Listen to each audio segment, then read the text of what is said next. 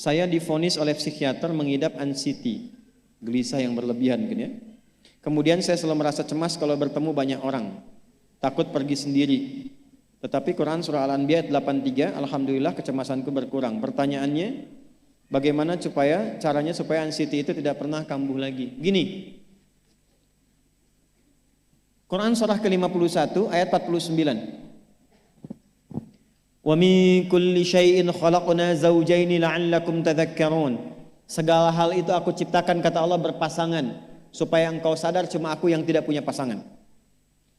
Sehat lawannya apa, Bu? Sakit. Senang lawannya apa?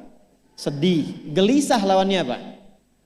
Tenang. Maka kalau ada kegelisahan, kecemasan berlebihan, apa yang disebut dengan anxiety ini, maka cari lawannya. Apa lawannya? Tenang. Amalan apa yang banyak memberikan ketenangan, itu terapinya. Apa dalam Quran ayat-ayat dan amalan yang membantu menghadirkan ketenangan? Satu, saya tulis cepat. Dan saya sudah pernah sampaikan ini dan alhamdulillah insya Allah banyak manfaatnya. Satu, Quran surah 13 ayat 28. Amalannya dua, Quran surah ke-20 ayat 14. Tiga, Quran surah ke-4 ayat 103. 4, Quran surah ke-15 ayat 9. 5, Quran surah ke-54 ayat ke-17, 22, 32, 40.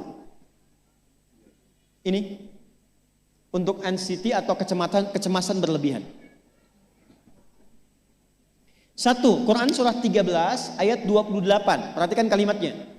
Pelan-pelan, Bu. Ibu kalau gelisah, cemas itu adanya di hati atau di fisik? Dari hati baru mengalir ke pikiran kan? Baik, perhatikan bagaimana cara menenangkan hati sehingga pikiran ikut tenang. Ini langsung dari Allah. Ala bidzikrillahi tatma'innul qulub. Kata Allah, ala, yakinkan pada dirimu. Fokus. Ala itu harful istikhbar wa taukid. Huruf yang berfungsi membuka informasi dan meyakinkan. Jadi kalau ibu ingin tenang, ada yang divonis cemas berlebihan, anxiety. Pertama kata Quran mesti yakin dulu nih. Lawan itu yakinkan pada diri. Bidzikrillahi, dengan banyak meningkatkan zikir kepada Allah, tatmainnul qulub, dampaknya ke hati memberikan ketenangan. Jadi rumus cepat menghilangkan kegelisahan, obat yang pertama kata Al-Quran, zikrullah. Apa obatnya? Amalan zikrullah ada 4. Amalan zikrullah ada 4. 1, saya lompat dulu ke yang paling cepat, yang paling gampang, yang paling mudah. Quran surah ke-4 ayat 103. فَإِذَا قَضَيْتُمُ الصَّلَاةَ فَاذْكُرُوا اللَّهَ. Maka jika engkau telah tuntas mengerjakan salat, berzikirlah kepada Allah. Ibu kalau sudah salat ada zikir? Ya? Subhanallah, alhamdulillah, Allahu akbar, astagfirullah, ada itu? Hafal ya? Itu yang paling gampang. Kalau sedang cemas, keluarkan zikir pertama dalam bentuk kalimat thayyibah. Apa kalimat pertama yang dibaca setelah salat? Bukan. Astagfirullah. Assalamualaikum warahmatullah. Assalamualaikum warahmatullah. Astaghfirullah. Astaghfirullah. Astaghfirullah. Allahumma antas salam wa minkas salam. Tabarakta ya dzal jalali wal ikram. Kalau ingin agak panjang, boleh. Ada yang versi panjangnya. Ya astaghfirullahalazim alladzi la ilaha illa huwal hayyul qayyum wa atubu ilaih. Baca 3 kali. Allahumma antas salam wa minkas salam wa ilaika ya'udus salam. Fahayyina rabbana bis salam wa adkhilnal jannata daras salam. Tabarakta ya dzal jalali. Yang pertama versi singkat, yang kedua digabung dengan doa versi panjang. Kalau sedang gelisah, bacakan cepat, tapi harus yakin. Karena kalimat Qur'annya mesti yakin. Astagfirullah. Astagfirullah.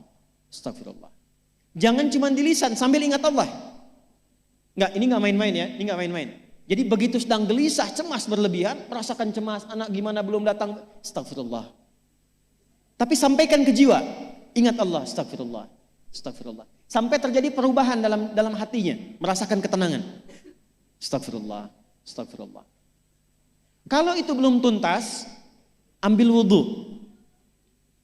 Amalkan yang kedua, Quran surah ke-15 ayat yang ke-9. Inna nahnu nazzalna dzikra wa inna lahu lahafidhun. Dengan keagunganku aku turunkan Al-Quran itu sebagai zikir. Nah, Quran disebut oleh Allah sebagai zikir. Di antara fungsinya memberikan ketenangan pada jiwa. Ibu kalau sedang cemas, istighfar, masih ada sisanya wudhu, ambil mushaf menghadap kiblat. Baca, Bu. Apa yang terjadi? Nanti akan terjadi Quran surah ke-8 ayat kedua. Saya belum tuliskan karena ini detailnya. Innamal mu'minuna alladzina idza dzukirallahu wajilat qulubuhum wa idza tuliyat 'alaihim ayatuhu zadatuhum imana wa 'ala rabbihim yatawakkalun. Sepanjang ada insan beriman, kata Allah, dia dibacakan kepadanya Quran atau bahkan dia membaca sendiri, akan ada getaran pada jiwanya, meningkat imannya, tersambung hubungannya dengan Allah. Yang paling dahsyat, ibu ambil wudhu, buka mushaf, baru dibuka mushafnya, kok tiba-tiba ayatnya sesuai dengan apa yang kita rasakan. Kadang terjadi begitu. Lu tiba-tiba ibu baca aja ibu baca. Tapi bacanya bukan cuma di lisan, sambungkan lisan dengan kolbu. Kalau tahu, cari surat-surat yang sesuai dengan kebutuhan. Misal, maaf ya Bu ya, ada yang menganggap misalnya ibu nggak punya kelebihan, ditinggalkan oleh teman, dikecilkan bahkan oleh pasangan sendiri, buka surat Ad-Duha, buka surat Al-Insyirah. 2 aja dulu. Baca dengan tulus, mengalir ke hati. Begitu ibu bacakan Wad-Duha wal-laili idza saja ma wadda'aka rabbuka wa ma. Perhatikan, rasakan surah itu diturunkan untuk ibu. Karena begitulah cara baca Quran. Kata para ulama, kalau kita ingin merasakan kenikmatan baca Al-Quran, rasakan saat baca surat itu diturunkan untuk kita. Maka cara bacanya akan beda. Wadduha, demi segala kenikmatan yang telah aku berikan kepadamu, seperti engkau nikmat merasakan cahaya duha, aku bersumpah. Walaili idza saja, dan demi semua kesulitan yang kau rasakan sekarang seperti gelapnya malam. Ma wadda'aka rabbuka wa ma qala. Hei, tanamkan pada hatimu yang paling dalam, aku tidak akan pernah meninggalkanmu dan engkau tidak seperti apa yang orang-orang lain katakan. Kalau ibu rasakan baca Quran seperti itu, hilang gelisah. Masih ada lagi kegelisahannya, menghadap ke arah kiblat, tunaikan sholat. Sholatnya apa saja? Sesuai dengan waktunya. Kalau duha, duha. Kalau nggak ada waktu khusus, ambil wudhu, sholat mutlak. Sholat wudhu, menghadap ke kiblat.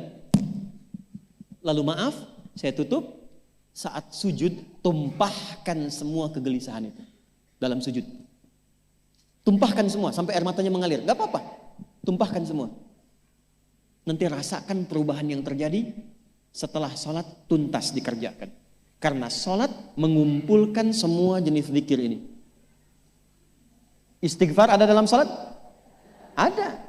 Ya, ibu ruku sujud baca istighfar. Subhanakallahumma bihamdika Allahumma ighfirli. Subhanallah ada? Alhamdulillah ada? Allahu Akbar ada? Dalam sholat baca Quran? Al-Fatihah itu Quran. Semua ada. Sudah? Yang terakhir, biasanya kalau sudah selesai sholat, ketenangan awal itu muncul. Tapi setelah itu kadang-kadang muncul lagi, kalau belum tuntas semua. Maka praktekkan isi surat Al-Insyirah. Ini penutupnya. Inna ma'al usri, fa inna ma'al usri. Apa artinya insyirah? Insyirah itu suasana hati yang lapang, selapang-lapangnya seakan-akan gak ada beban lagi. Maka kata Allah, kalau hatimu ingin lapang dan tidak pernah merasakan ada beban lagi, maka perhatikan. Alam nashrah. Hei, masa engkau merasa cemas, gelisah dan berlebihan hanya karena masalah yang sekarang kau hadapi? Bukankah dulu banyak ribuan masalah yang telah aku selesaikan? Jadi kalau ibu mengalami masalah sekarang, jangan sampai larut sedih dengan masalah yang sekarang. Yakin dulu pun banyak masalah selesai juga. Alam nashrah. Lalu apa yang harus dilakukan? Kata Allah, seberat-beratnya beban, tanamkan keyakinan pada jiwamu. Inna ma'al usri, semua ini pasti selesai. Pasti ada solusinya. Pasti selesai. Inna ma'al usri yusra itu bahasa singkatnya begini, pasti selesai. Pasti tuntas. Yakin Allah sudah jamin pasti tuntas. Jelas? Jadi kalau sedang punya persoalan, yakinkan pada diri kita masing-masing, ini pasti selesai. Insya Allah ada solusinya. Gak mungkin Allah titipkan kalau saya tidak sanggup menjalaninya. La yukallifullahu nafsan illa, maka lakukan yang ini dan secara kontinu. Terapinya ini aja. Terapinya ini aja. Gelisah lagi, zikir lagi. Gelisah lagi, buka Quran. Sampai itu hilang, tapi itu tidak akan pernah hilang kalau ibu gak yakin bisa mengatasinya. Karena itu hurufnya dibuka dengan ala, yakinkan, itu hilang. Jelas?